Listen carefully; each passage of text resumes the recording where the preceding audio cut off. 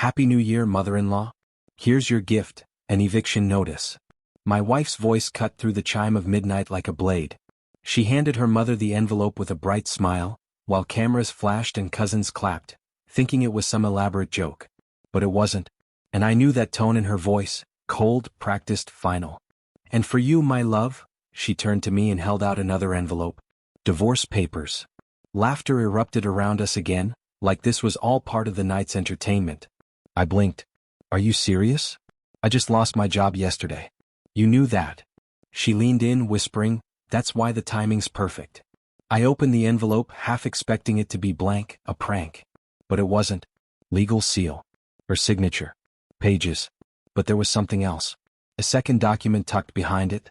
I pulled it out slowly. It wasn't addressed to me. It was a notarized asset transfer. My name was nowhere on it, but our entire house, cars, savings, and shares were. All signed over. To her mother. My fingers went numb. She turned away like I was no longer in the room. But I wasn't angry. I smiled. Because she had no idea what I'd already done yesterday. Yesterday morning, while she was getting her nails done and her mother was out shopping for rugs for our future grandchildren, I visited the county clerk's office. What they didn't know was that after months of unemployment, I had quietly sold one of the patents I'd co-developed in my old job. Not to a local startup. No. I sold it to a Singaporean tech giant for $4.8 million. Claim. Text. Verified. And I used a slice of that money to do two things. First, I bought the house. Yes, the same house she had signed over to her mother yesterday. The original deed had expired 2 weeks ago when the bank took it back after a missed payment. One they didn't know about because I made sure to stop autopay. I bought it in cash. Under a holding company. Second, I rewrote my will. Everything, every penny, asset, car, and stock, was now in a trust. A trust that she couldn't touch. The party music roared behind me, but I just stood there, quiet, as her cousins laughed at the joke divorce.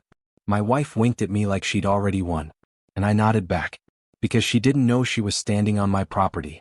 She clinked glasses with her mother, tossed her hair, and toasted loudly to new beginnings. Her cousins hooped and cheered, pretending to sympathize, but I knew they'd been in on it. They all thought I was a fool with no job, no money, and no spine. They didn't know the wine they were drinking had been delivered to my address. Under my name. Her mother leaned toward me and smirked. Don't worry, sweetie. You'll land on your feet. Or at least find a cot at the shelter. I smiled politely. I already have a roof over my head. She blinked, confused. That's when the doorbell rang.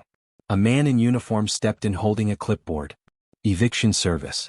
I need Mrs. Patel and all listed occupants to vacate within 30 minutes. My wife's laughter died in her throat. Her mother's wine glass shattered on the floor. What the hell is this? She snapped, storming over to the man. He didn't flinch.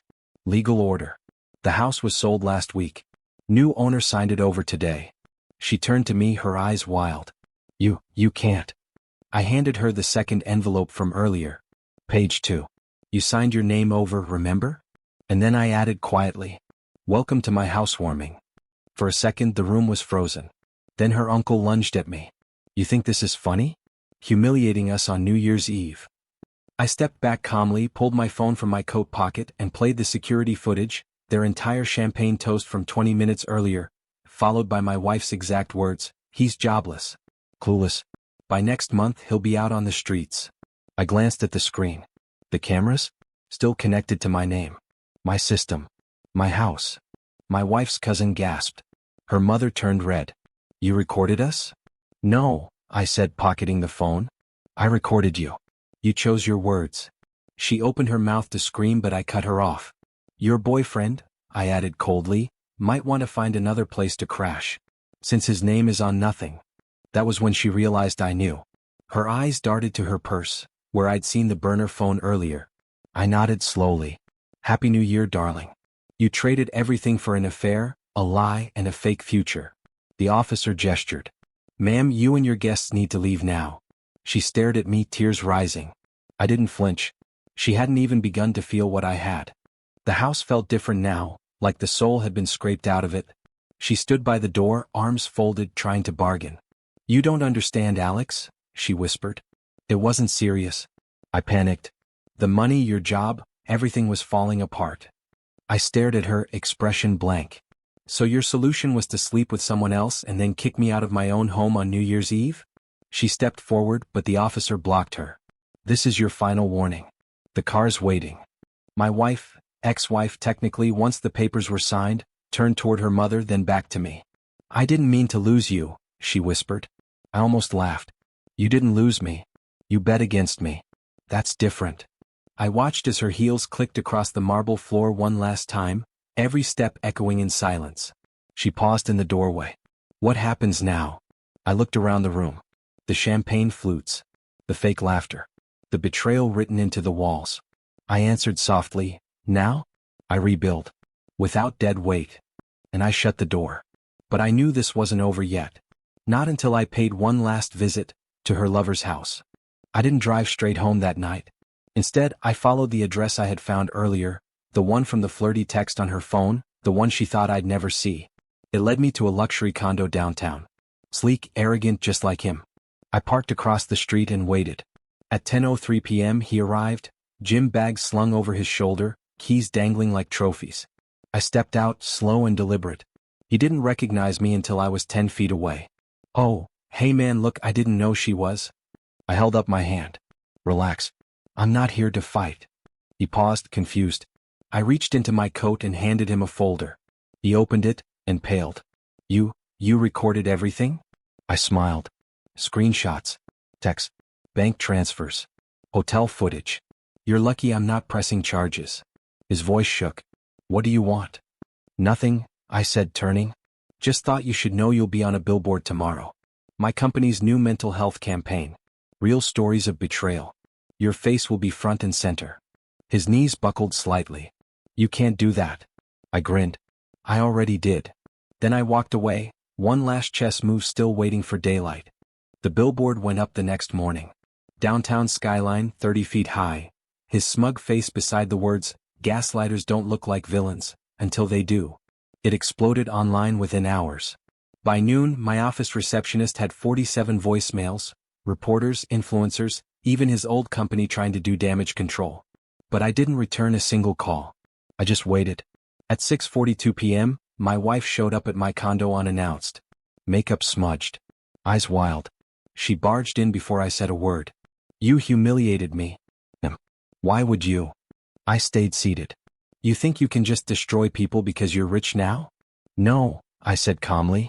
I think I can destroy people because I know how they operate. She stood frozen. Then her gaze dropped to the table, a single sheet of paper lying between us. Her face drained. You had me sign a postnup? It was in the anniversary surprise envelope you barely looked at. She stumbled back, shaking. You can't. You wouldn't? I already did. The silence between us cracked something invisible. But before she turned to leave, I added, and just so you know, the eviction notice was real. Happy New Year. 2 weeks later, I stood on stage, shaking hands with the CEO of a nonprofit that helps evicted families find shelter. Press cameras flashed. Reporters asked questions about the mysterious donor who had funded 10 emergency housing projects overnight. I simply smiled. No interviews. No ego. Just a quiet victory. My ex-wife? She moved in with her simple boyfriend after the media fallout. Turns out he did love her, until the lawsuit hit for using company funds to cover their Maldives trip. Then he ghosted her. Her mother called me, again, begging for help. Think about your daughter. I did. That's why I made sure her trust fund was legally protected from both of them. That's why I never raised my voice. That's why I never stopped watching. My name is Caleb Morgan. I loved with my whole heart. I lost with quiet dignity. And I planned with absolute precision. They tried to rob me of my peace. So I gave them back everything they gave me, in silence, in shadows, in full. But now I don't look back. Because every time I hear the New Year chimes, I remember. They gave me a gift that night. They gave me freedom.